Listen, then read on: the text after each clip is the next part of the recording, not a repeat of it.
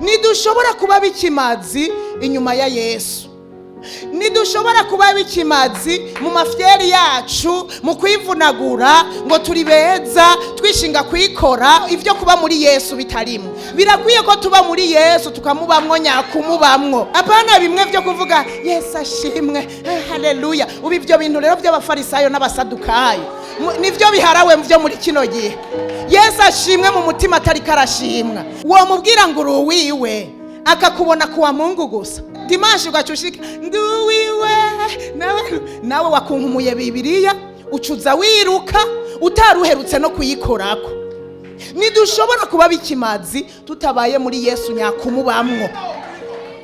Kumubamwo nyakumubamwo rero si ugutonda kuwa Mungu mu rusengero, nukumubamwo ego iminsi yose, mukabana nyakubana, mukagira ubusabane na Yesu.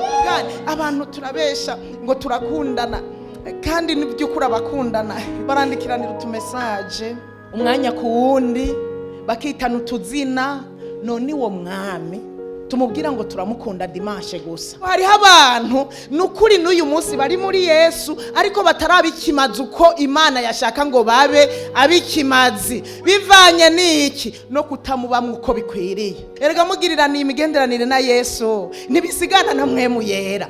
Yesu mufitaniye imigenderanire na Mpwemu Yera muragumbirana. Mpwemu Yera akaca kurongora rero ukuntu bikimazi neza, ukuntu bikora neza, ukuntu ukora ikintu mu mwanya waco, ukuntu ugahishurirwa n'ibindi utari bwamukorera ukabikora, ukazusanga wabaye uwikimazi kurusha uko uvyibaza.